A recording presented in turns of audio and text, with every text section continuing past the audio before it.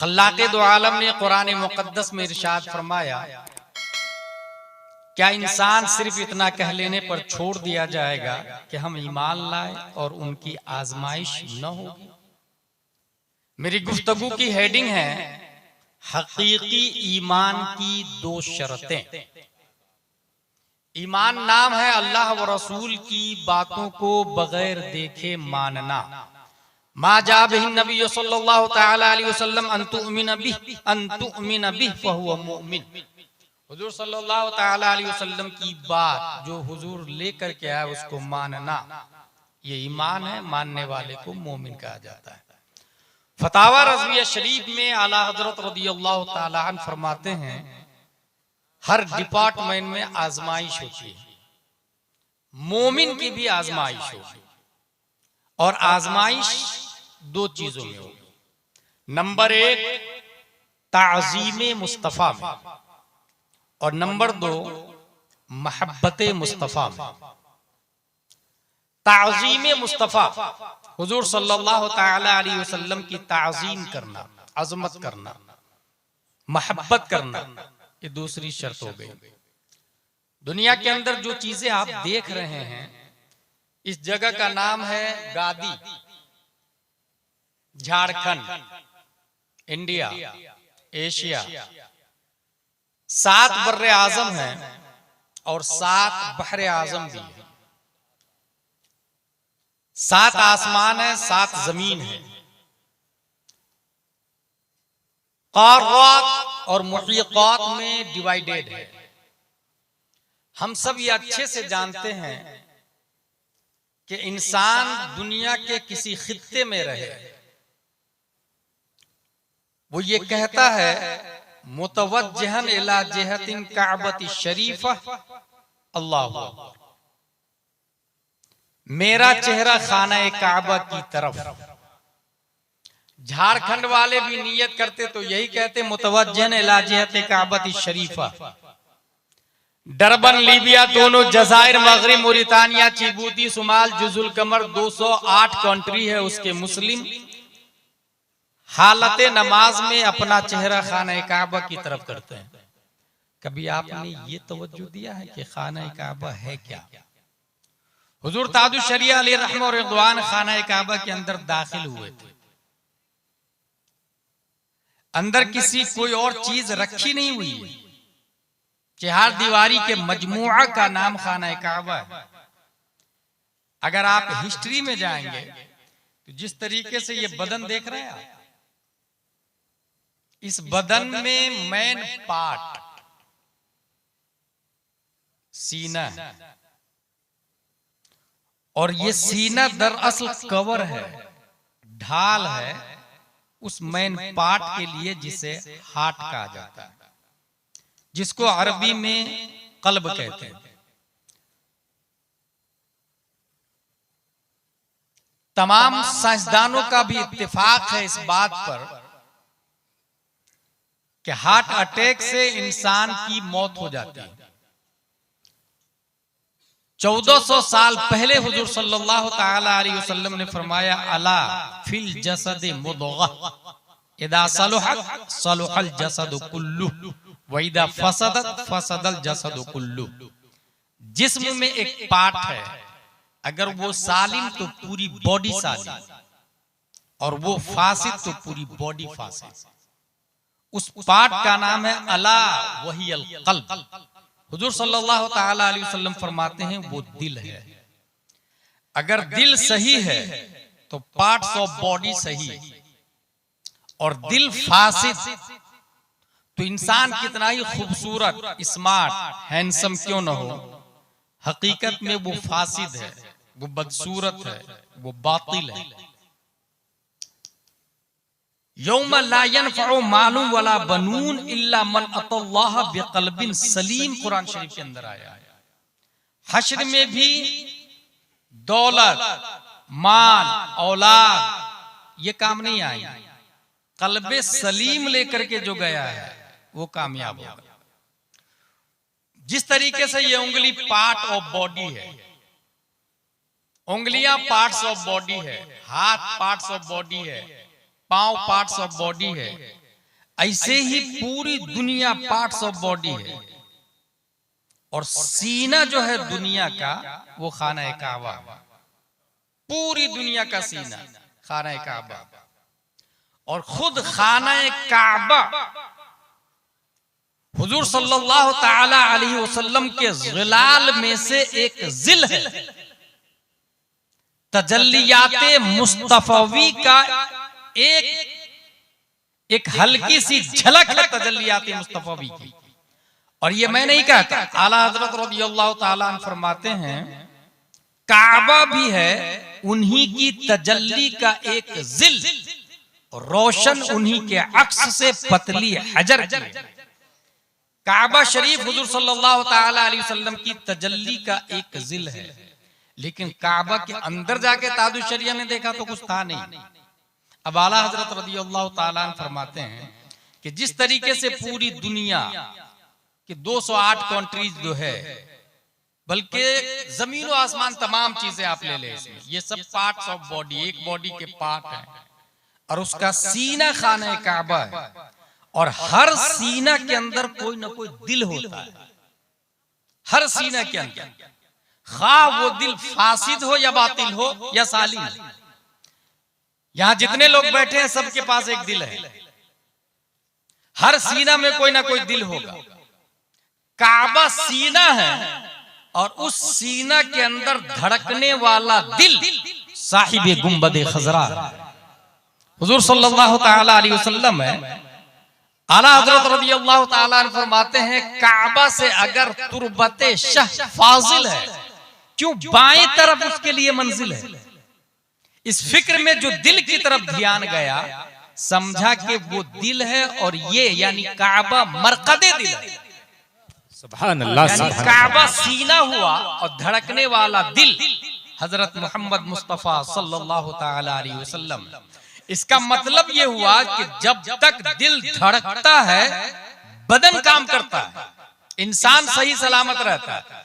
दिल की धड़कन बंद, इंसान बंद। इसी को आला हजरत ने कहा वो जो न थे तो कुछ न था, वो जो न हो तो कुछ न हो।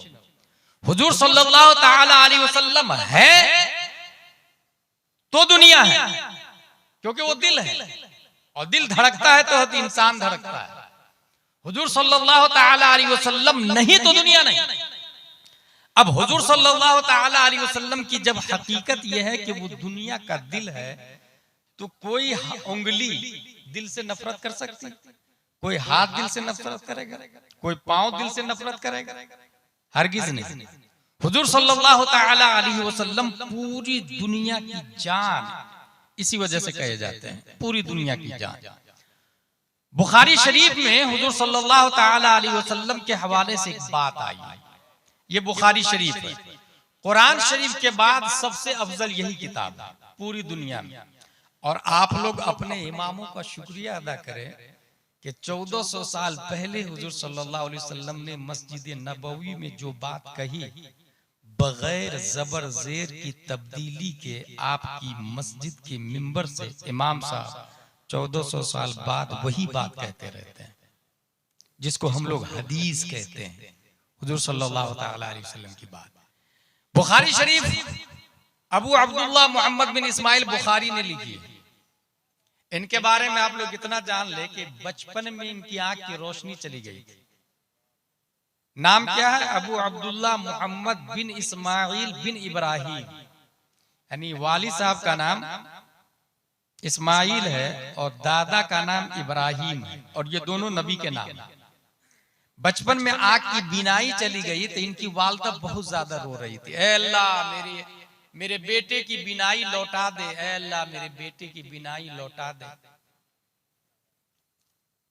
ख्वाब में हजरत इब्राहिम अलैहिस्सलाम तशरीफ ले आए और कहा जा तेरे बेटे की बीनाई लौटा दी गई। सवाल ये पैदा होता है कि इब्राहिम अलैहिस्सलाम क्यों? तो जवाब यही है कि उनके दादा का नाम इब्राहिम था और इस्माइल अलैहिस्सलाम वाली साहब का नाम जो इब्राहिम अलैहिस्सलाम के बेटे हैं, तो इस वजह से अच्छा नाम हो तो अच्छा असर पड़ता है। इससे ये बात समझ में आ गई। बुखारी शरीफ के अंदर हदीस है, अन अबी हुरैरा रज़ियल्लाहु अन्हु अन नबी सल्लल्लाहु अलैहि वसल्लम क़ाल मा बैना बैती व मिंबरी रौज़तुम मिन रियाज़िल जन्नह व मिंबरी अला हौज़ी। यह हदीस शरीफ है। मेरे घर और मिंबर के दरमियान जो जगह है वो जन्नत की क्यारियों में से एक क्यारी है, सुभान अल्लाह, जन्नत के बागों में से एक बाग। अब जरा इस हदीस को सुने। फतहुल बारी वगैरह में इसकी तशरीह आई है कि नबी झूठ नहीं बोलते हैं, ये तो हम सब जानते हैं। रुए जमीन पर नबी से ज्यादा सच्चा कोई है ही नहीं। पूरी दुनिया कायनात माफिया की बात कर रहा हूं मैं। अस्दकुस सादिकीन हुजूर सल्लल्लाहु तआला अलैहि वसल्लम, और हुजूर सल्लल्लाहु तआला अलैहि वसल्लम इतने सच्चे आदमी थे कि सदाकत का कुछ हिस्सा हजरत अबू बकर को दिया। कयामत तक सिद्दीक़ अकबर से अफजल कोई नहीं हो सकता है। क्या बात है। नारे तकबीर, नारे रिसालत, अल्लामा मुफ्ती गुलाम जिलानी अज़हरी साहब क़िबला। क्या बात है, बहुत अच्छा। यहाँ ये बात भी ज़हन में रखते चले कि इस वक्त जो ग्रुप मौलाई चल रहा है या जो हजरत अमीर मुआविया रज़ियल्लाहु अन्हु की तौहीन कर रहा है या शियों की तरफ गैर शऊरी तौर पर जो लोग जा रहे हैं, उसकी वजह यह हो रही है कि वो कुरान और हदीस से नाआशना होते हैं। फॉर एग्जाम्पल, अजमेर शरीफ के मुजाविरीन पढ़ने लिखने से ताल्लुक नहीं रखते। वो साफ लफ्जों में कहते हैं हमारी पहचान ख्वाजा गरीब नवाज है, जबकि खुद ख्वाजा गरीब नवाज हाफिज भी थे, आलिम भी थे, कारी भी थे और मुफ्ती भी थे। खुद ख्वाजा गरीब नवाज की बात कर रहा हूं। बहुत बड़े मुफ्ती थे, बहुत बड़े मुफस्सिर थे, बहुत बड़े हाफिज थे, बहुत बड़े आलिम थे। मगर चूंकि इंसान जरिए माश से जुड़ता है और दीनी तालीम न हो और रहबर कोई आलिम भी न हो, तो इसी तरीके से तबाही आती है। हासिल ये कि वो पढ़ते लिखते नहीं, हमारी पहचान ख्वाजा गरीब नवाज है। नतीजा में क्या होता है, शैतान उसे कभी राफजी की तरफ ले जाता, कभी शिया की तरफ ले जाता, कभी हजरत अमीर मुआविया की तौहीन करवाता, कभी ये कहता है कि सबसे अफजल हजरत अली रज़ियल्लाहु ताला, जबकि खुद हजरत अली कहते हैं हम में सबसे बहादुर और सबसे बड़े अल्लामा हजरत अबू बकर सिद्दीक रज़ियल्लाहु ताला अन्हु की जात है, सबसे अफजल। बल्कि रुए जमीन पर सूरज आदम अलैहिस्सलाम के जमाने से बात कर रहा हूं मैं। आदम हर नबी के सहाबी होते हैं, शहनवाज भाई, हर नबी के सहाबी होते हैं। सिर्फ अपने लोग के नबी के सहाबी नहीं, हर नबी के सहाबी है। और हर नबी के सहाबा में हजरत अबू बकर से अफजल कोई नहीं। हर नबी के सहाबी की बात कर रहा हूं। किसी नबी के सहाबा में हजरत अबू बकर सिद्दीक रज़ियल्लाहु ताला अन्हु से अफजल कोई है ही नहीं। खुद हुजूर सल्लल्लाहु अलैहि वसल्लम ने अपनी मौजूदगी में नमाज, हुजूर की मौजूदगी में 17 नमाजें हजरत अबू बकर सिद्दीक रज़ियल्लाहु अन्हु ने पढ़ाई। 17 नमाजें हजरत अबू बकर सिद्दीक रज़ियल्लाहु ताला। ये एक अलग डिपार्टमेंट है। हासिल ये कि हजरत अमीर मुआविया रज़ियल्लाहु ताला अन्हु की तौहीन अगर कोई करता है तो वो ओरिजिनल सुन्नी नहीं है। और जो हजरत अली रज़ियल्लाहु ताला अन्हु को दूसरे सहाबा पर फौकियत देता है वो मौलाई और राफजी है। और खुद 50 से ज्यादा वजहों की बुनियाद पर आला हजरत रज़ियल्लाहु ताला अन्हु ने राफजी और शियाओं पर कुफ्र का फतवा लगाया है। फतावा रज़विया में 50 से ज्यादा वजहों की बुनियाद पर। इसलिए कायदा ये याद रखें, तमाम सहाबा जन्नती हैं और किसी सहाबा की तौहीन करना ये गुमराही है। किसी सहाबा की तौहीन करना। और हजरत अमीर मुआविया छोटे मोटे सहाबी नहीं है, बल्कि कुरान 14 सहाबा ने लिखा है, उसमें 7वें नंबर पर हजरत अमीर मुआविया रज़ियल्लाहु ताला अन्हु का नाम आता है। अब जो लोग अमीर मुआविया की तौहीन करते हैं, मैं उनसे कहूंगा दूसरा कुरान पढ़ो ना। हो सकता है सूरह फातिहा हजरत अमीर मुआविया ने लिखा हो सकता है सूरह बकरा हजरत अमीर मुआविया ने लिखा हो। इसलिए अहले सुन्नत व जमात का अकीदा है कि तमाम सहाबा जन्नती हैं और सबसे अफजल हजरत अबू बकर सिद्दीक रज़ियल्लाहु ताला अन्हु। हुजूर सल्लल्लाहु ताला अलैहि वसल्लम का रोजा शरीफ, जहां कब्र शरीफ है, ये कब्र शरीफ हजरत आयशा सिद्दीका रज़ियल्लाहु ताला अन्हा के हुजरा में बना है।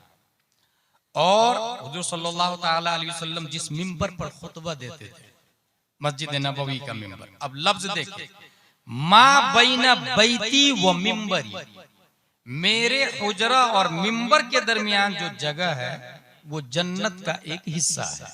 रौज़तुम मिन रियाज़िल जन्नत, जन्नत के बागों में से एक बाग है। और नबी सच्चे हैं, नबी झूठ बोलते नहीं। अल्लाह तबारक व तआला ने नबी को मासूम बनाया, वो तमाम गुनाहों से पाक है, वो गुनाहगारों की रहबरी के लिए तशरीफ लाए। तो हुजूर सल्लल्लाहु तआला अलैहि वसल्लम तमाम गुनाहों से पाक। अब नबी का ये जो जुमला है कि ये जन्नत है, इसका क्या मतलब है? ये काबिल गौर है। फतहुल बारी वगैरह ने इसके 3 मानी बयान किए। पहला माना यह है कि ये जन्नत के बागों के मुशाबे, जन्नत के मुशाबे है। जिस तरीके से इंसान जन्नत में जाके सुकून और हैप्पीनेस फील करेगा, ऐसे ही इंसान उस एरिया में पहुंच जाता है तो इत्मीनान हासिल होता है, तमानियत कल्ब हासिल होती है, सुकून हासिल होता है। पहला माना। दूसरा माना अल इबादा फी हाज़ल मकान सबबुन लिदुखुलिल जन्नह, इस वजह से इसको रौज़तुम मिन रियाज़िल जन्नह कहा गया है कि यहाँ पर नमाज पढ़ना, इबादत करना दुखूल जन्नत का सबब है। और सबब बोल के मुसब्बब मुराद लिया जाता है। लेकिन तीसरा माना जो है वो बहुत बेहतरीन माना। और तीसरा माना क्या है वो सुने। असालिस अन्नल बुक़अतल्लती बैनल मिंबर व बैतिन नबी सल्लल्लाहु अलैहि वसल्लम सतकूनु बिज़ातिहा फिल आखिरह मिन रियाज़िल जन्नह। तीसरा माना यह है कि वो एरिया आखिरत में बजाते खुद जन्नत का एक पार्ट बन जाएगा। वो जो मिंबर और हुजरा के दरमियान जो जगह है, हुजूर तफसीर तहकीक में ये आया कि वो एरिया आखिरत में खुद जन्नत का एक हिस्सा बन जाएगा। और ये काजी अयाज ने शिफा शरीफ के अंदर भी लिखा, इन्ना तिलकल बुक़अता बुक़अह क़द यनक़िलुहा अल्लाह फतकूनु फिल जन्नह बिअयनिहा, बिअयनिही वो जगह जन्नत का एक हिस्सा बन जाएगा। अब इसका मतलब ये हुआ कि जिसको दुनिया में जन्नत देखना हो वो हुजूर सल्लल्लाहु तआला अलैहि वसल्लम का रोजा देख ले। इसका ये मतलब हुआ कि अल्लाह तबारक व तआला ने जन्नत का एक एरिया दुनिया ही में बनाया। अब यहाँ पर मैं ये कहना चाहता हूँ कि जो इंसान उमरा पे जाके, मदीना शरीफ जाके, मक्का शरीफ जाके अगर सेल्फी ले रहा है तो इसका मतलब ये हुआ कि वो जन्नत में जाके अपनी सेल्फी ले रहा है। इसका मतलब ये हुआ कि उसे आखिरत की फिक्र नहीं, अल्लाह व रसूल की याद नहीं आ रही, वो अपनी शोबाजी और अय्याशी और गुनाह में मुब्तला। क्या मोहब्बत का ये तकाजा है कि जिसको शरीयत ने हराम कहा, इंसान नबी की बारगाह में जाके फिर वहां पर वो हराम काम करे? क्या आपको ये लगता है मोहब्बत का तकाजा? और इसमें अच्छे अच्छे शायर भी गिरफ्तार है, मौलाना भी गिरफ्तार है। अवाम तो कल अनआम है, ला याक़िलून वला यशऊरून। अब वो उम्रा करना क्या है, पहले शरीयत में ये समझे आप। अगर हज की इस्तिताअत न हो, उम्रा की इस्तिताअत हो तो उम्रा करना सुन्नत है, ठीक है, उम्रा करना सुन्नत।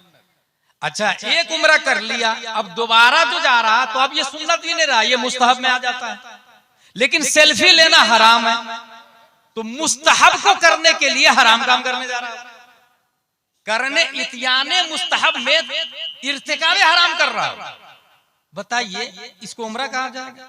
ये कितनी बड़ी धूल झोंकी जा रही है, या कितना इंसान दीन से दूर हो गया है कि वो मक्का शरीफ और मदीना शरीफ जहां सिर्फ अल्लाह व रसूल याद आते हैं, इंसान वहां जाके गुनाह कर रहा है, वहां जाके हरामकारी में मुब्तला हो गया, वहां जाके इंसान सेल्फी ले रहा है। और ऐसा भी नहीं, बल्कि शहनवाज भाई मैं एक पॉइंट की बात बताऊं, अगर इंसान, फुक़हा ने लिखा है कि खाने काबा की छत पर है तो किधर चेहरा करके नमाज पढ़ेगा?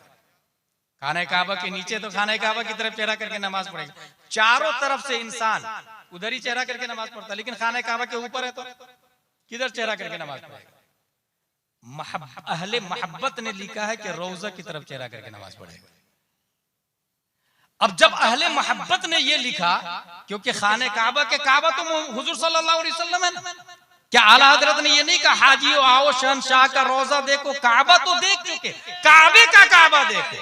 नारे तकबीर, नारे रिसालत, मुफ्ती गुलाम जिलानी अज़हरी साहब क़िबला, नारे तकबीर, नारे रिसालत, क्या कहने, बहुत काबे का काबा जब गुंबदे खजरा है तो इंसान रोजे पर जा करके रोजे की जाली को पीठ पीछे करता है, फिर सेल्फी लेता है। यानी जाली पीछे और वो सेल्फी ले रहा है ताकि मेरा चेहरा भी जाली के साथ में आ जाए। अब सोचे कि अपनी पीठ रोजे की तरफ कर रहा हो, सेल्फी ले रहा हो, दुनिया को बता रहा, कितना बड़ा जुर्म हो रहा, समझ रहे हैं? यानी इंसान उम्र को किस माने में इस्तेमाल कर रहा? कहां गई मोहब्बत, कहां गया वो कलाम, हुजूर आपको देखना चाहता हूं।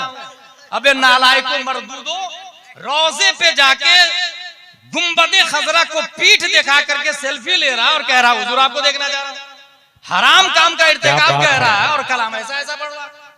ये जिम्मेदार कौन है? इसके जिम्मेदार कौन लोग? सोचे आप, दीन किस चीज का नाम? स्पिरिचुअल ऑफ इस्लाम, रूह इस्लाम कहां चला गया इंसान?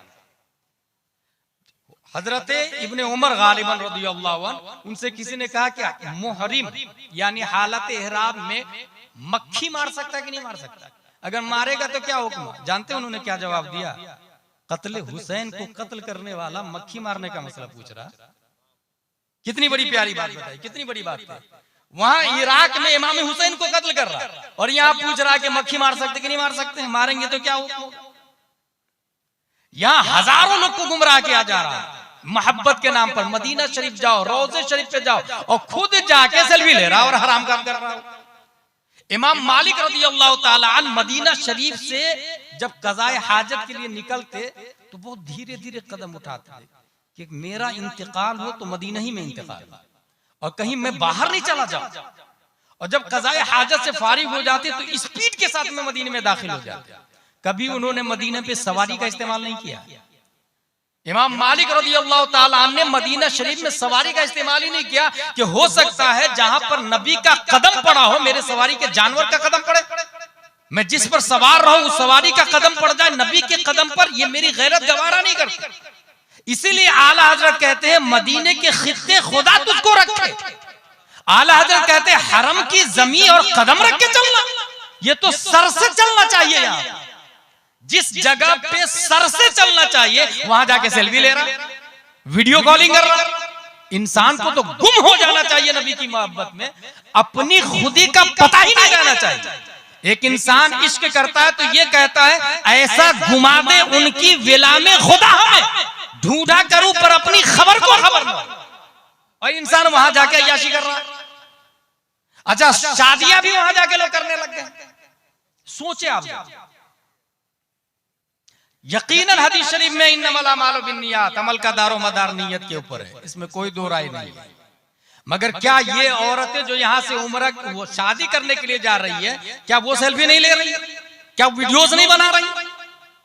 क्या वो शादी का एल्बम नहीं बना रही? अगर बना रही है तो इसकी जिम्मेदारी, ये हराम काम क्यों कर रहे हैं आप? मदीना शरीफ में जाके शादी करना न फर्ज है, न वाजिब है, न सुन्नत है, मगर वीडियो बनाना वहां जाके हराम नहीं, डबल हराम। हुजूर सल्लल्लाहु ताला अलैहि वसल्लम की मोहब्बत में आजमाइश होगी, ताज़ीम भी करनी होगी और मोहब्बत भी करनी होगी। और मोहब्बत का तकाजा यह है कि हर शय से ज्यादा मोहब्बत हो। मिन वालिदिही व वलदिही वन्नास अजमईन का लफ्ज आया, हर शय से ज्यादा मोहब्बत हो, तब जाके मोहब्बत का कमा हक़हू हक अदा होता है।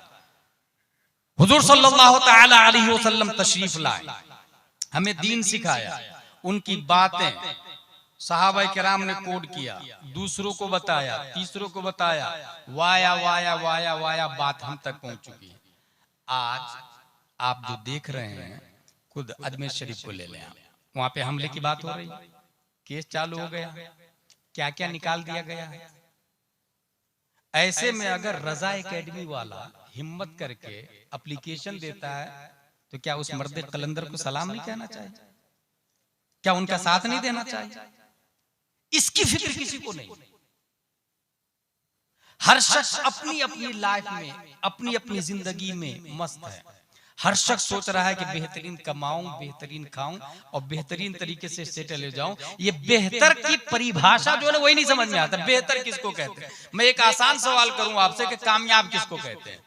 आप ही बता दे भाई, कामयाबी किस चीज का नाम है? क्या 1 लाख हर महीने कमाना ये कामयाबी है? 4-5 मंजिला बिल्डिंग बना लेना ये कामयाबी है? 4-5 फॉर्च्यूनर खरीद लेना ये कामयाबी है? क्या बच्चों का वेल सेटल प्लाट और घर और खेत और बेहतरीन लोगों में रिश्ता कर देना ये कामयाबी है? और वो जो बेहतरीन जिसको आप समझ रहे हैं वो किसको कहा जाता है बेहतरीन? कभी इस पे गौर किया है हम लोगों? कभी इसके बारे में हमने सोचा? हुजूर सल्लल्लाहु ताला अलैहि वसल्लम को अल्लाह तबारक व तआला ने खजाने की चाबी दी। हुजूर सल्लल्लाहु ताला अलैहि वसल्लम मालिक कायनात है, पूरी दुनिया के मालिक है, ये हम सब जानते हैं। ये भी आपने सुना होगा अपने इमाम साहब से, अगर इमाम साहब की तकरीर सुनते हैं जुमा में तो। इसलिए मैं अक्सर जगह कहा करता हूं कि हमें लोग माकूल नजराना दे देते हैं 20,000, 30,000, 40,000, और उन खतीब को भी दे देते हैं जिनको उनकी तरकीब नहीं आती। उन खतीब को भी दे देते हैं जो सूरह फातिहा कमा हक़्क़हू नहीं पढ़ सकते, उनको भी बुलाया जाता है जो तकरीर अच्छी होती। अच्छा, लोग वो भी मुकर्रिर भी ये सोच रहे हैं कि मैं कामयाब हूं। भाई कामयाबी मकबूल होने का नाम कामयाबी होता तो सलमान खान कामयाब होता, मोदी कामयाब होता, डोनाल्ड ट्रंप कामयाब होता, नेतन्याहू कामयाब होता। कुरान शरीफ ने क्यों कहा अला इन्नहुम हुमुस सुफहा वलाकिन ला यअलमून? कुरान शरीफ ने क्यों कहा इन्नल इंसान लफी खुस्र, इंसान घाटे में। कामयाबी मकबूल होने का नाम नहीं। जो खतीब मकबूल है और सोच रहे हैं कि मैं कामयाब हो गया, गलत। मकबूल होना कामयाबी होता तो दुनिया का फिरौन भी मकबूल होता। कामयाबी चीजें दिगर। हुजूर सल्लल्लाहु ताला अलैहि वसल्लम को मानना और फिर इम्तिहाने ईमान में कामयाबी के साथ मराहिल को तय कर लेना, ये कामयाबी। पैसे होना ये कामयाबी नहीं है। क्या ये हकीकत नहीं कि हुजूर सल्लल्लाहु ताला अलैहि वसल्लम पूरी दुनिया के मालिक है, मगर इतना पैसा भी नहीं रहता था कि ज़कात निकाले? जिसको मैं ये कहता हूं कि मालिक के कुल थे मगर मालिक के निसाब नहीं थे। ये हमारे उलमा समझ रहे हैं इस बात। मालिक के कुल थे। अगर जमीन को कह देते सोना बन जा तो जमीन सोना बन जाती, आसमान को कह देते तू डायमंड बन के नीचे आ जा, तो जहां में उनकी चलती है वो दम में क्या से क्या करे, जमीन को आसमां कर दे, सुरैया को सरा कर दे, वो सब कुछ हो जाता। मगर उसके बावजूद ना नबी ने गुर्बत को पसंद फरमाया, मालिक के निसाब न रहने को पसंद फरमाया है, ताकि 1400 साल के बाद में झारखंड का कोई आदमी अगर हलाल कमाई कमा करके गुर्बत की जिंदगी जीता है तो वो मायूस ना हो, वो मेरी सुन्नत पर अमल कर रहा है। ये मिजाज 1400 साल पहले हमारे नबी सल्लल्लाहु ताला अलैहि वसल्लम ने दिया।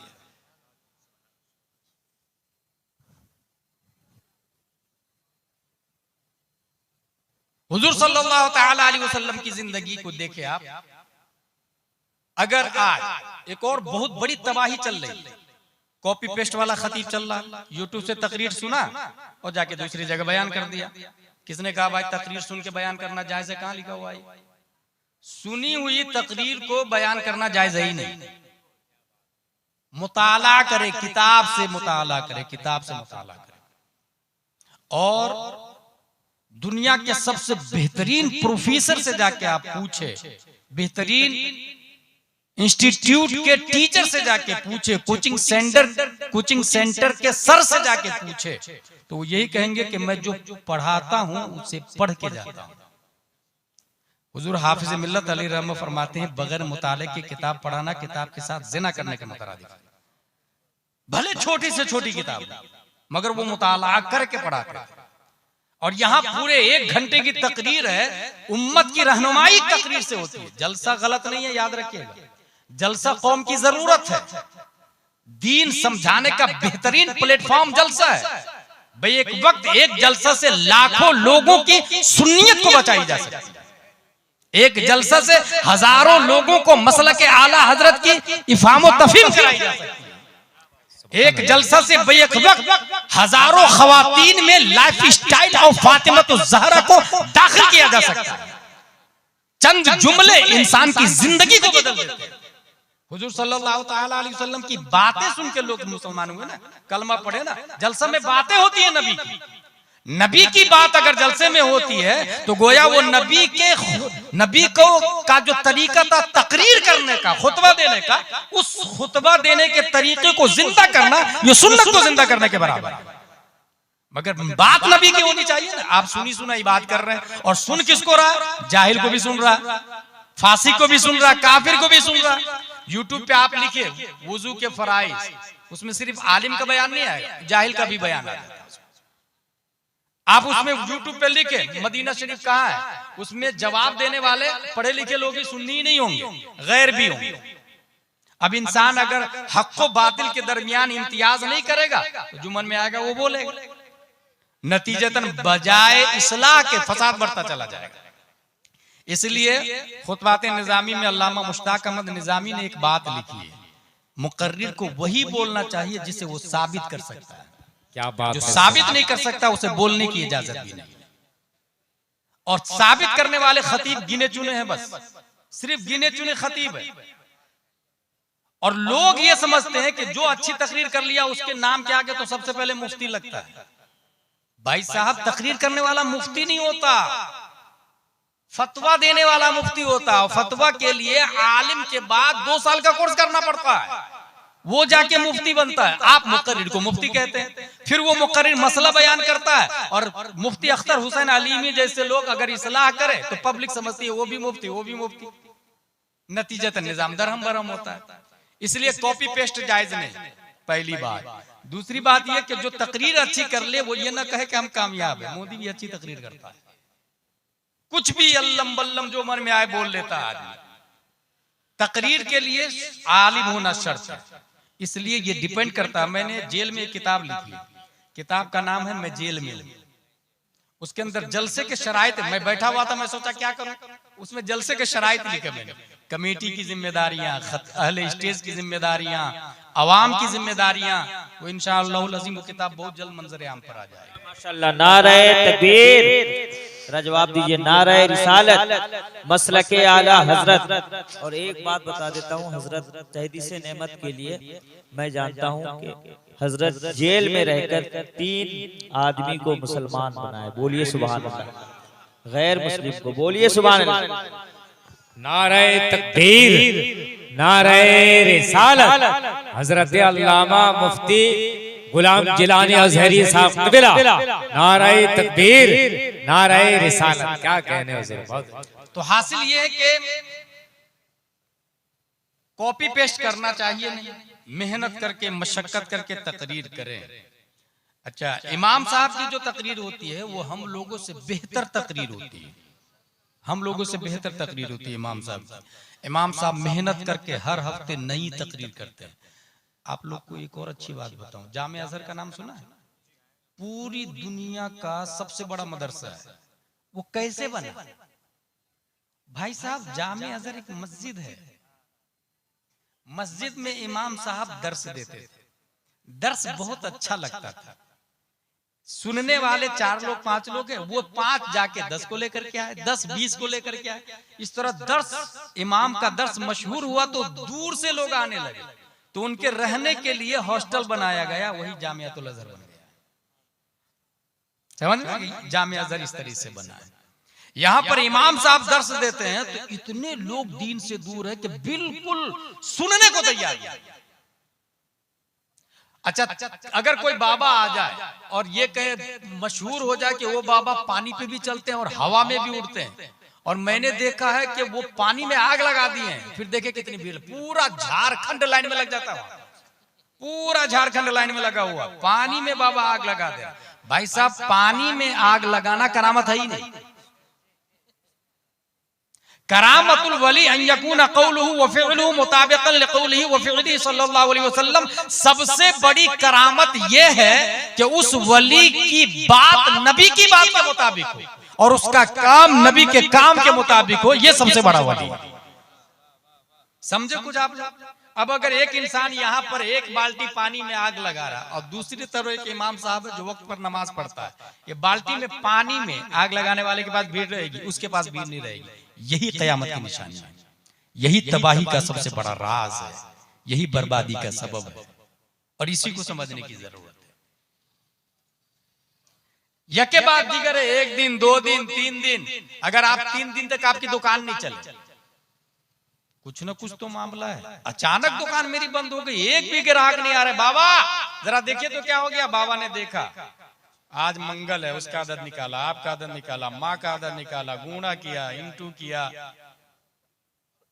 लगाया, 0 निकले तो ये है, 1 निकले तो ये है, 2 निकले, समय सब रजा से बता दिया। कुछ न कुछ तो है मामला भाई। अब इंसान परेशान है। अब उसके इलाज के लिए अगर वो आदमी सामने वाला करोड़पति है तो उसके हिसाब से पैसा ले भी लेता है। कभी आपने ये सोचा हुजूर सल्लल्लाहु ताला अलैहि वसल्लम के घर में 3 दिन तक चूल्हा नहीं जला था, वो मस्जिद में जाके कज़ाए हाजत नमाज पढ़ रहे थे। ये इस्लाम, इसको समझने की जरूरत है। और आगे चले, इंसान अगर आज यके बाद दिगरे उसके बच्चे इंतकाल होने लगे, 1 बेटा 2 बेटा 3 बेटा, बाबा देखिए ना 3 बेटे थे मेरे, तीनों बेटे का इंतकाल हो गया। बाबा ने बोल दिया जो तुम्हारा जो पड़ोसी है ना उसकी वजह से ये सब हो रहा है, वो लठ तलवार और नस्लों तक लड़ाई चलती रही, तुम्हारी वजह से 3 बेटे मरे। मगर इस्लाम को पढ़ा होता तो ये देखता कि खुद हुजूर सल्लल्लाहु ताला अलैहि वसल्लम के यके बाद दिगरे 3 बच्चों का इंतकाल हुआ है। भाई आप सुन्नत समझ के फेस करें ना। वलनब्लुवन्नकुम बिशैइन मिनल खौफ वल जूअ व नक्सिम मिनल अमवाल वल अनफुस वस्समरात वबश्शिरिस साबिरीन। कुरान कह रहा है कि सिर्फ कलमा पढ़ लेने से छुटकारा नहीं, आजमाइश होगी। और आजमाइश कैसे होगी? खौफ के जरिए, नक्शे माल के जरिए, नक्शे औलाद के जरिए, नक्शे रुपये के जरिए। वबश्शिरिस साबिरीन, और गुड न्यूज है उन लोगों के लिए जो सब्र करते हैं। इन्नल्लाह मअस साबिरीन। क्या इतनी बड़ी बिशारत कम है? अगर आपके यहाँ पर झारखंड में कोई आदमी हो जिसकी मंत्री के साथ में उठक बैठक हो, बहुत खुश होता आदमी मेरी मंत्री तक पहुंचे, उसके साथ में रहता हूं, मुख्यमंत्री तक हो और ज्यादा खुश, यूएनए का मेंबर हो और ज्यादा खुश, अक़वाम मुत्तहिदा का चेयरमैन के साथ अगर उठक बैठक है और ज्यादा खुश, क्योंकि नजरिया बेहतरीन ही अलग है। बेहतर किसको कहते हैं ये मेयारी अलग है, मगर एक सब्र करने वाले के लिए अल्लाह फरमाता है इन्नल्लाह मअस साबिरीन, मैं उसके साथ हूं। इतनी बड़ी बेशारत क्या कम है एक इंसान के लिए? अल्लाह की मइयत। मैं एक और पॉइंट की बात यहां बता दूं, हजरत अबू बकर जो सबसे अफजल है ना, उसकी वजह मइयत मुस्तफा है। कुरान शरीफ में आया ला तहज़न इन्नल्लाह मअना, हजरत अबू बकर के बारे में हुजूर सल्लल्लाहु अलैहि वसल्लम फरमाते हैं ला तहज़न इन्नल्लाह मअना, गम ना खाए अल्लाह हमारे साथ है। मआना का लफ्ज और ना से मुराद हजरत अबू बकर और हजरत मोहम्मद सल्लल्लाहु अलैहि वसल्लम। तो हजरत अबू बकर जो सबसे अफजल हुए मइयत मुस्तफा की बुनियाद, खुद हुजूर सल्लल्लाहु ताला अलैहि वसल्लम तमाम नबियों में सबसे अफजल है मइयत इलाही की बुनियाद। मइयत को समझे, साथ को समझे, आप साथ को मइयत इलाही। आपको लगेगा कि कुछ साल रहे हुजूर सल्लल्लाहु अलैहि वसल्लम, नहीं, जब से दुनिया बनी है। नारे तकबीर, नारे रिसालत, अल्लामा मौलाना मुफ्ती गुलाम जिलानी अज़हरी साहब क़िबला, शारे हिंदुस्तान गुलाम नूरे मुजस्सम साहब क़िबला। ला तहज़न इन्नल्लाह मअना का लफ्ज़ हुजूर सल्लल्लाहु ताला अलैहि वसल्लम अल्लाह ताला की बारगाह में कितने साल रहे, कभी अंदाजा किया आप लोगों ने? दुनिया थी ही नहीं, बल्कि मैंने एक जगह साइंस में तकरीर की है, साइंस की भाषा में जाके न्यूटन ने जो ग्रेविटी का थॉट दिया था कि एप्पल जब नीचे गिरा उसके सर पे लगा तो वो सोचा why it fallen down rather than right and left, ये स्ट्रेट में सीधा क्यों गिरा ये एप्पल, इधर जाके नहीं गिरा, उधर नहीं गिरा, ऊपर क्यों नहीं गया, नीचे क्यों आया? ग्रेविटी का थॉट दिया उसने और ये कहा कि जमीन के अंदर ग्रेविटी, जो चीज जमीन की जिन्स से है वो रिटर्न जमीन की तरफ आ जाएगी। अब यहाँ 2 बात बता के मैं अपनी तकरीर को खत्म करने जा रहा हूँ। एक बच्चा 7 साल का है, उस बच्चे की तबीयत खराब होती है, बच्चा जाता है डॉक्टर के पास, डॉक्टर साहब मेरी तबीयत खराब है, चेक कीजिए। डॉक्टर साहब ने चेक किया, डॉक्टर अपने फ्रेंड के साथ बातें कर रहे थे कि न्यूटन ने जो ग्रेविटी का नजरिया दिया, क्या बिलियन थॉट दिया उसने, क्या बेहतरीन डिस्कवर्ड किया उसने, इतना हाई थॉट दिया उसने ग्रेविटी का, आज तक किसी को पता ही नहीं था। Father of science, Newton scientist. 7 साल का बच्चा बोलता है मैं न्यूटन की बात नहीं मानता। गौर कीजिएगा, 7 साल का बच्चा। वो 7 साल का बच्चा झारखंड का क्यों नहीं, वो 7 साल का बच्चा गादी का क्यों नहीं, वो आपके घर का बच्चा क्यों नहीं, वो आप क्यों नहीं? Should we note at this point? ये समझने की जरूरत है। 7 साल के बच्चे ने बोला मैं नहीं मानता न्यूटन की बात। डॉक्टर ने कहा भाई उम्र 7 साल की है, बात इतनी हैवी कर रहे हो, तुम्हारे पास क्या प्रूफ है कि न्यूटन गलत बोल रहा है? उसने कहा कि जमीन के अंदर ग्रेविटी होती है, अगर न्यूटन की बात सही है तो जमीन से 2 पत्थर उठाएं, एक का वजन 1 किलो, एक का वजन 1.25 किलो, और दोनों को 1 मीटर ऊपर लाके छोड़े। अब देखे पहले कौन गिरता है। अगर जमीन के अंदर ग्रेविटी है तो पहले 1.25 किलो को गिरना चाहिए। क्यों? इसलिए कि इस 1.25 किलो की बनिस्बत 3 पाव इस 1 किलो में ज्यादा है, तो इसके अंदर भी तो ग्रेविटी का मात्रा ज्यादा आया बनिस्बत 1.25 किलो की, तो ये भी जमीन को अपनी तरफ खींचेगा 1 किलो वाला। इस खैंचा खैंची में 1 किलो वाला सलौली गिरेगा, 1.25 किलो वाला फास्टली गिरेगा, मगर ऐसा होता नहीं। इसका मतलब न्यूटन का नजरिया बातिल। डॉक्टर कंफ्यूज हो गया, बातें कितनी हैवी कर रहा है यार, 7 साल का बच्चा। बेटे तुम्हारी बात में दम है।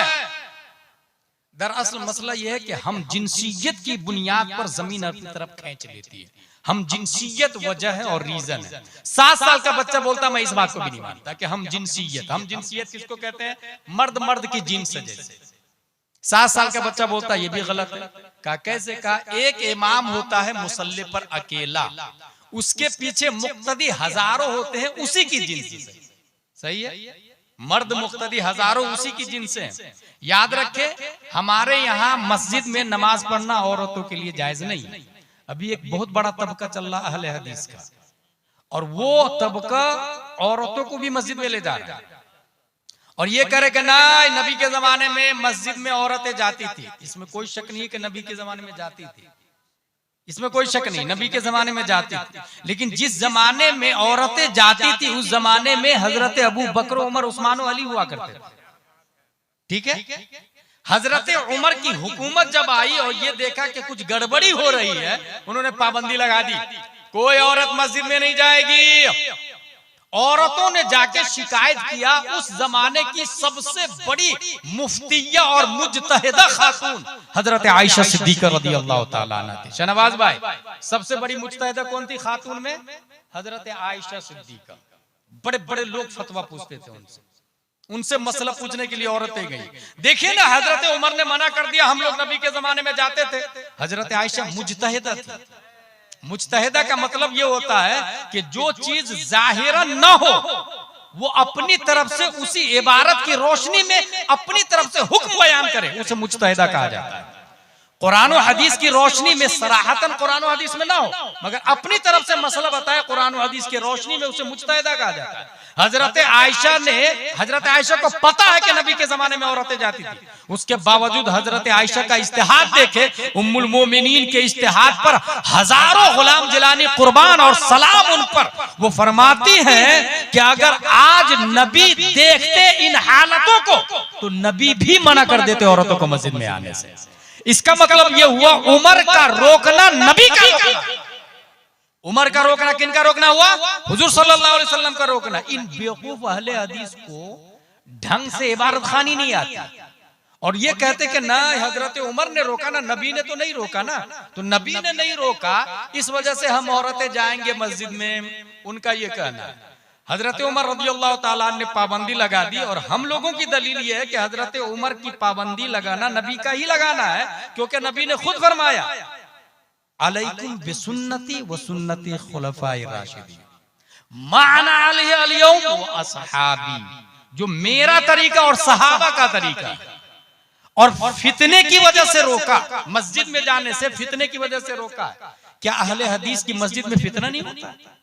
कितने फितने होते हैं, ये जाके नमाजियों से पूछे, वो बताएंगे कितनी हरामी पंथी करते हैं वो, कितनी नालायकियां करते हैं वो, कितनी बदतमीजियां करते हैं वो। जब एक इंसान मस्जिद के बाहर, एक इंसान, मैंने अभी बताया, सेल्फी उम्रा करने जाने वाले सेल्फी ले रहे हैं, उसमें बड़े बड़े शायर, नादखा और मौलाना दाखिल है, मदीना शरीफ में जाके, मक्का शरीफ में जाके, तो फिर झारखंड की मस्जिद में औरतें जाएगी तो गुनाह नहीं करेगी। फितने की बुनियाद पर रोका गया, फितने की बुनियाद, मजार शरीफ पे जाने से रोक दिया गया भाई, मजार शरीफ पे भी जाना अलाउ नहीं है औरतों को। अब सोचे, हजरत उमर ने मस्जिद में जाने से रोक दिया, तो जो लोग अपनी औरतों को मजार पे ले जाते हैं, क्या वो सही काम करते हैं? इसलिए तबाही आती है, ये समझने की जरूरत है। बहुत शौक से हम अजमेर शरीफ जाते हैं, बीवी को ले जाके, बेटी को भी ले जाके, सब पूरी फैमिली के साथ अजमेर शरीफ। काली का भाई, किसने बोला इस्लाम ये है? अपने इस्लाम से दूरी की बुनियाद पर हम करें काम, गलतियां हम करें और बदनाम इस्लाम हो। आज वो अजमेर शरीफ को टारगेट कर रहा है, मुखालिफिन टारगेट कर रहे हैं, वो आप सब जान। हकीकत ये है कि ये दरअसल एक इशू बनाना है, वरना अजमेर शरीफ क्या पूरा हिंदुस्तान किसी के बाप की प्रॉपर्टी नहीं, बल्कि मेरे ख्वाजा गरीब नवाज रज़ी अल्लाह तआला अन्हु का हिंदुस्तान।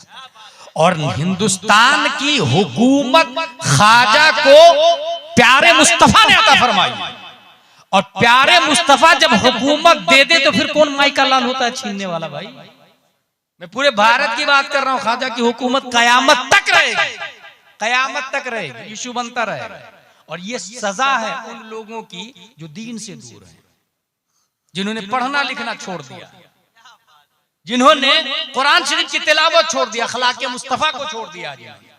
नतीजतन जो हालात है वो हम सब देख रहे हैं। हासिल ये कि अहले हदीस बड़ा तबका कहना है कि नहीं, औरतें भी मस्जिद में नमाज पढ़ेगी। हजरत उमर फारूक आजम रज़ियल्लाहु ताला ने रोक दिया। आज हमारे यहाँ औरतें मस्जिद में नहीं होंगी। एक इमाम है मर्द, उसके पीछे हजारों मुक्तदी मर्द उसी के जिन्स का। 7 साल का बच्चा क्या कहता है कि अगर हम जिनसियत की बुनियाद पर जमीन खींच लेती है तो इमाम अकेला है मुसल्ले पर, उसको मुक्तदी में चिपक जाना चाहिए, मगर चिपकता नहीं है। इसका मतलब न्यूटन का नजरिया बात। डॉक्टर और घबरा गया कि भाई इतनी भारी दलील दे दिया यार इसने कि इमाम मुक्तदी में चिपक नहीं रहा, इसका मतलब न्यूटन का नजरिया बातिल कि हम जिनसियत की बुनियाद पर ग्रेविटी। डॉक्टर बोला बेटे यहाँ भी तुम्हारी बात में दम है, इमाम चिपकना तो चाहता है मगर रूह चिपकने नहीं दे रही, रूह चिपकने नहीं दे रहे, रूह निकाल दो तो इमाम चिपक जाएगा मुक्तदी में। 7 साल का बच्चा बोलता है चलो रूह निकाल देते हैं, सामने नमाजे जनाजा में डेड बॉडी रखी हुई रहती है, वो डेड बॉडी और लाश आके मुक्तदियों में क्यों नहीं चिपकती है? ये इस बात की दलील है कि न्यूटन का नजरिया बातिल है। जब जनाजे की मिसाल पेश की 7 साल के बच्चे ने, डॉक्टर मबहूत हो गया, लाजवाब हो गया। दरअसल उस डॉक्टर को पता नहीं था ये 7 साल का बच्चा कोई और बच्चा नहीं, 10 शव्वाल 1272 हिजरी 14 जून 1856 ईस्वी में तसर्रुफात की करवटें लेता हुआ तमाम साइंसदानों का बाप बनाकर पैदा किया गया इमाम अहमद रजा खान, सुन्नियों की आन बान शान, आला हजरत रज़ियल्लाहु ताला अन्हु। अल्लाह तबारक व तआला ने उनको मुजद्दिद बना के पैदा किया है, और जो मुजद्दिद होता है वो कमा हक़्क़हू नाइब अंबिया होता है, दौर के हर सवाल का जवाब देना होता है। इसलिए पैदाइश से लेकर इंतकाल तक न्यूटन आए उसका जवाब, आइंस्टाइन आए उसका जवाब, केपलर आए उसका जवाब, सरकाली आए उसका जवाब, बैरिस्टर आए उसका जवाब, मैथमेटिक्स उसका जवाब, वहाबिया उसका जवाब, दयाबना उसका जवाब, अहले हदीस उसका जवाब। बल्कि जो किताबें लिखी है मेरे रज़ा ने, कयामत तक हर फिरक़े बातिल के ताबूत पे आखिरी कील ठोकने के लिए फतावा रज़विया काफी। नारे तकबीर, नारे रिसालत, मसलक आला हजरत मुफ्ती गुलाम जिलानी अज़हरी साहब क़िबला, नारे तकबीर, नारे रिसालत। बहुत मेरे भाई, या आला हजरत रज़ियल्लाहु ताला 7 साल की उम्र में साइंस का जनाजा निकाल रहे। हम लोग मोस्टली ABCD के पीछे पड़े हुए और 99% लोग अपने बच्चे को भेज रहे हैं। यकीनन जायज है, मगर दीन को कौन सीखेगा, दीन को कौन समझेगा। बेहतरीन प्लेटफॉर्म, जैसा कि मैंने बताया जामे अजहर दर्स से इतना बड़ा बन गया है। बेहतरीन प्लेटफॉर्म मकतब। मैं ये नहीं कह रहा कि दारुल उलूम में नाम लिखाना फर्ज वाजिब है, जाके अल्लामा ही बना है, लेकिन मकतब में तो कम से कम दीन सीखने के लिए भेजे भाई। आपके इमाम साहब मकतब लगाते हैं, सुबह शाम बैठते हैं, अपने बच्चे को भेजने के लिए इंसान तैयार है।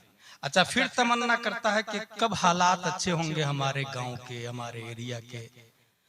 हर शख्स को तमन्ना तो हर शख्स करता है, माहौल अच्छा होना चाहिए, तमन्ना हर शख्स करता है, शुरू खुद से नहीं करता।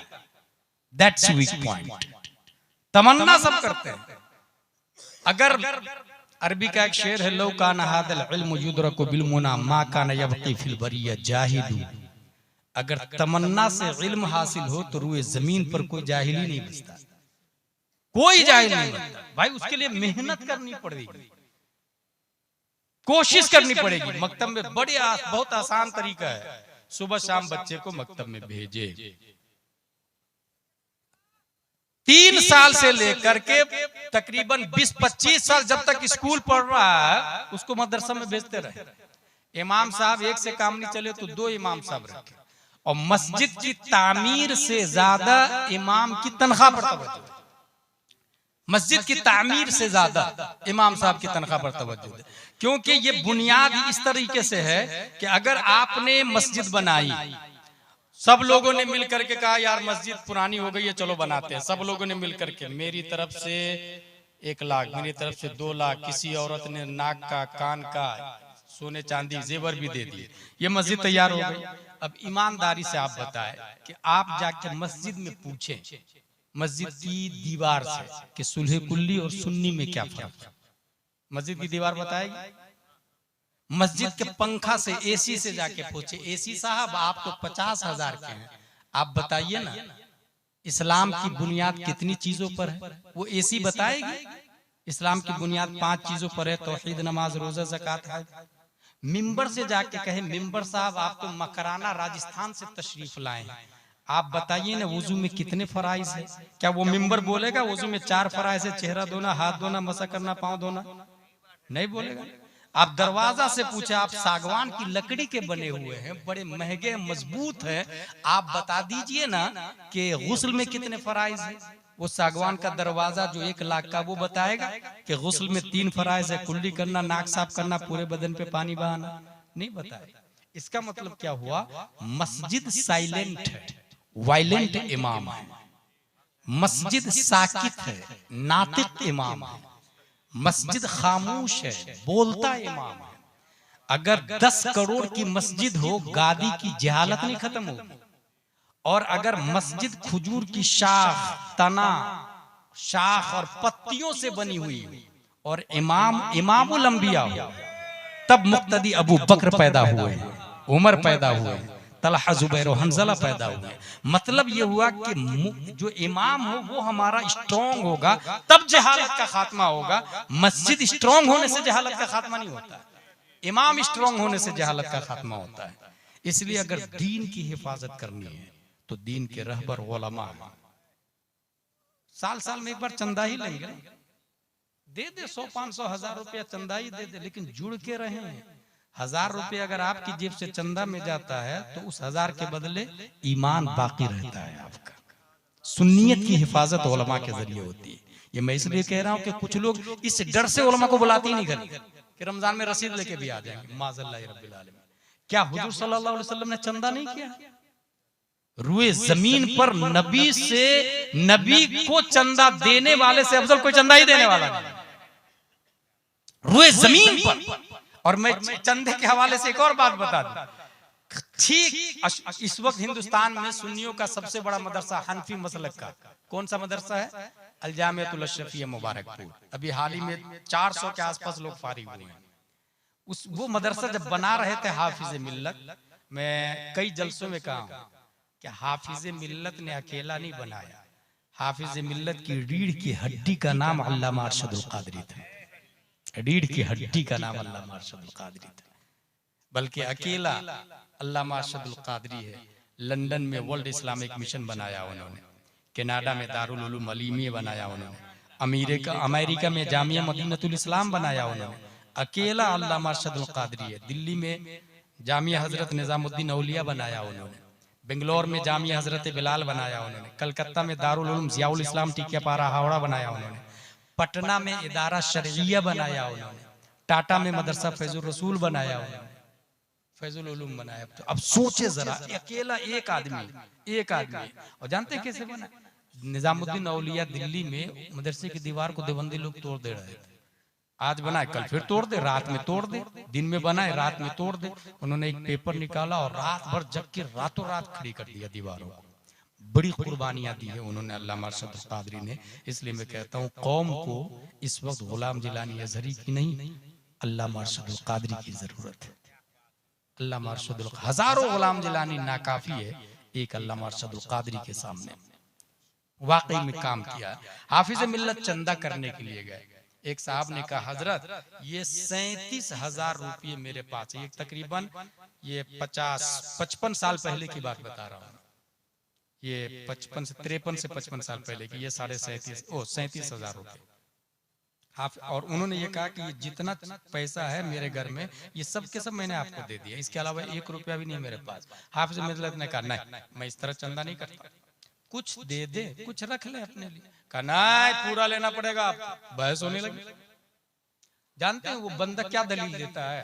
जब नबी ने चंदे का ऐलान किया था और अबू बकर ने बटन तक काट के दे दिया था, तो नबी ने इनकार नहीं किया था। हाफिज मिल्लत रोने लगे और चंदा ले लिए, अशरफिया बनाए। कुछ दिनों के बाद में उस चंदा देने वाले अंसारी की बीवी की तबीयत खराब हुई। बीवी को डॉक्टर के पास ले गए। वो पुड़िये वाली दवाई नहीं आती थी पहले, सब कुछ उसी में दे देते थे। वो डोज बना के दे दिया उन्होंने और पैसा बना 5 रुपए का बिल, चेकिंग फीस भी और मेडिसिन फीस भी। उस अंसारी ने कहा कि हजरत इसको, डॉक्टर साहब इसको लिख लीजिए, मैं बाद में दे दूंगा, मेरे पास पैसे नहीं। कहा अच्छा, हाफिज साहब को देने के लिए 37,000 रुपये थे, बीवी के इलाज के लिए तेरे पास 5 रुपये नहीं है? क्योंकि 37,000 पूरे मुबारकपुर में फेमस हो गया था, सबसे बड़ी रकम थी उस जमाने में, सबके यहाँ फेमस हो गया। उसने 37,000 दे दिया हाफिज साहब को। हाफिज मिल्लत को हाफिज साहब कहते हैं और हाफिज अब्दुल रऊफ बलियावी को हाफिजी कहते हैं। हाफिज अब्दुल रऊफ बलियावी वही है जिन्होंने फतावा रज़विया को इस शक्ल में लाया। जिस लफ्ज को दीमक खा गया था, हुजूर अल्लामा अब्दुल रऊफ बलियावी उसको अपने दिमाग से लिखे, इस यकीन के साथ कि आला हजरत ने यही लिखा होगा। कई पेपर दिमाग खा गए थे ना। अब सोचे अपनी तरफ से कलेमा बढ़ाना, आला हजरत का कलेमा बढ़ाना कितना भारी काम होगा, कुछ सोच सकते हैं? ये हमारे उलमा जानते हैं जो मैं बोल रहा हूँ इसकी कदर कीमत क्या है। हाफिज अब्दुल रऊफ बलियावी के बारे में आया कि अगर लेबोरेटरी में डाल दिया जाता तो वो हेलीकॉप्टर बना डालते, इतने जीनियस आदमी थे। मगर पूरी जिंदगी अशरफिया और फतावा रज़विया में दे दी उन्होंने। और आज लोग जानते भी नहीं कि कौन है हाफिज अब्दुल रऊफ बलियावी साहब। कोई फातिहा कराने वाला नहीं, और खतीबों के आगे मुफ्ती लिखने वाला, मुनाजिर लिखने वाला, न जाने वो 50,000। अच्छा, जाहिल खतीब को 60,000 दे रहे, कमाल की बात है। पढ़ा लिखा खतीब को 20,000 25,000 देने को तैयार है। मुफ्ती अख्तर हुसैन साहब को ढंग से नजराना नहीं देते लोग। अल्लामा साहब खुद कई जगह बोले कि मुझको किराए का पैसा भी नहीं दिया। हुजूर मुहद्दिस कबीर हमारे उस्ताद है, उन्होंने कहा। मगर जो जाहिल खतीब है, तकरीर अच्छी करते हैं, उसके आगे मुफ्ती लगा हुआ है और लोग 60,000 50,000, फ्लाइट का टिकट छोड़ के 35,000 रुपए। यह हाल है तो क्या होगा? सोचे आप जरा इस बात। उन्होंने कहा डॉक्टर के इलाज के लिए तेरे पास 5 रुपए नहीं, हाफिज साहब को देने के लिए 37,000 रुपए। बस ये सुनना था। गैरत ईमानी के गाल पे जोरदार थप्पड़ पड़ता है, मेडिसिन को डॉक्टर के टेबल पे फेंकता, बीवी की कलाई पकड़ता। चल, अब तेरा इलाज डॉक्टर नहीं, हाफिज मिल्लत की दुआ से तेरा इलाज। नारे तकबीर, नारे रिसालत, फैज़ाने हुजूर हाफिज मिल्लत, नारे तकबीर, नारे रिसालत। मेरे भाई, तो ये जो चंदा के जरिए अगर आपने मस्जिद बनाया तो मस्जिद स्ट्रॉन्ग करने से ज्यादा जरूरी है कि इमाम को स्ट्रॉन्ग करे। एक इमाम से काम नहीं चले तो 2 इमाम रखे, तवज्जो से सुने, तकरीर से पहले मस्जिद में पहुंचे, तकरीर से पहले मकतब पे ध्यान दें। इदारे में, दारुल उलूम में जाना फर्ज वाजिब नहीं है। इलाके में एक ऐसा आलिम जो जरूरत के मसाइल अज खुद बगैर किसी की मदद की किताबों से निकाल ले काफी है। बाकी लोगों को जरूरियात दीन का जानना फर्ज है, वो मकतब से पूरा करे। क्या आप लोगों ने नहीं सुना मुस्कान के हिजाब के मामले में? क्या आपने ये नहीं सुना कि स्कूल में यूनिफॉर्म पहन के जाना जरूरी है? अब नकाब वाली नकाब पहन के नहीं जाएगी। ये नकाब अपने बदन से किसने उतरवाया? हमने। क्योंकि स्कूल आपकी दौलत एफडी की शक्ल में पड़ी हुई है, 4-5 बिल्डिंग है, मगर इतनी तौफीक नहीं कि अपनी स्कूल खोले, अपना कॉलेज खोले, अपना हॉस्पिटल खोले। अगर अपनी स्कूल होगी तो अपना यूनिफॉर्म होगा ना, और अपने यूनिफॉर्म में औरतों के लिए नकाब रखेंगे और लड़कों के लिए कुर्ता पजामा टोपी रखेंगे। कौन रोकेगा आपको? इसकी तौफीक किसी को नहीं होती। सब अपनी अपनी दुनिया में। ये याद रखेगा, अपनी जीवन जीना ये कुत्ता बिल्ली छछुंदर का काम है। अल्लाह व रसूल के लिए जीना ये मुस्तफवी सुन्नत है। ये अबू बकर, उमर, उस्मान और अली का काम है। ये इंसान का काम है। नबवी जिंदगी, नबी के तरीके पर जीना। मुझे यकीन है कुछ बुनियादी बातें मैंने आपको कही है जिससे आप स्पिरिचुअल ऑफ इस्लाम को समझेंगे। और खुसूसन ढोंगी बाबा से 100 किलोमीटर दूर रहे, बहुत इस्लाम को बर्बाद किया उन्होंने। अच्छा, हमारे शहनवाज भाई चले गए, उन्होंने एक और अच्छी बात कही है कि स्टेज को शोरा से ज्यादा कम पढ़े लिखे खतीब और सुलेकुली खतीबों ने नुकसान पहुंचाया है, और समाज में कव्वाल से ज्यादा ढोंगी बाबा ने इस्लाम को नुकसान पहुंचाया है। कैसे? एक एग्जाम्पल दे दूं आपको। बाबा बैठा हुआ रूम के अंदर, रूम के अंदर बाउंड्री वाल है चारों तरफ से, उसका गेट है, एक गेट पे वॉचमैन बैठा हुआ है, और बीच में एक रूम है, रूम में मसनद लगा के बाबा साहब बैठे हुए हैं। उस रूम के 4 दरवाजे हैं, number 1, number 2, number 3, number 4। Watchman gate पे बैठा हुआ, बाउंड्री वाल है, याद रखिएगा। मेन गेट पे वॉचमैन बैठा हुआ। वॉचमैन पूछता है क्या हुआ? जवाब, तकरीबन 3 साल से बच्चा नहीं हो रहा, गेट नंबर 1 से जाइएगा। गया। दूसरा आदमी कस्टमर, क्या हुआ? बोले वो भूत लग रहा है, गेट नंबर 2 से जाइएगा। तीसरा आदमी, मैं दुकान कुछ खोलता हूं मगर कामयाब नहीं हो पाता हूं, गेट नंबर 3 से जाइएगा। बाबा देखते ही जो गेट नंबर 3 से आया, अच्छा आपकी दुकान नहीं चल रही है, कामयाब नहीं हो पाते हैं आप। सामने वाला सोचता है यार इनको कैसे पता चला? समझ गया आप? सामने वाला क्या सोचता है, इनको कैसे पता चला यार कि मेरी दुकान नहीं चल रही? बाबा बहुत पहुंचा हुआ भाई साहब, वो गेट नंबर 3 का कमाल है। वो जो वॉचमैन ने बोला ना गेट नंबर 2 से जाना, वही गेम हो गया आपका। और पब्लिक समझती कि ना बाबा बहुत बड़े हैं। क्या हमारे गौसे आजम का ये फरमान काफी नहीं?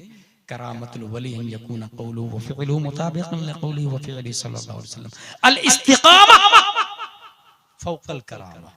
शरीयत पर कायम रहना ये सबसे बड़ी करामत है।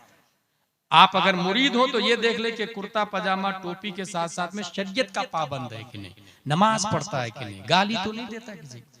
ये बुनियादी उसूल हैं, बुनियादी चीजें हैं जो आपको मस्जिद में अपने इमाम से सुनने को मिलेगी। अल्लाह तबारक व तआला हम सबको कुरान शरीफ, हदीस शरीफ, फिक़्ह शरीफ पढ़ने, समझने, अमल करने की तौफीक अता फरमाए। वमा अलैना इल्लल बलाग। अस्सलामु अलैकुम।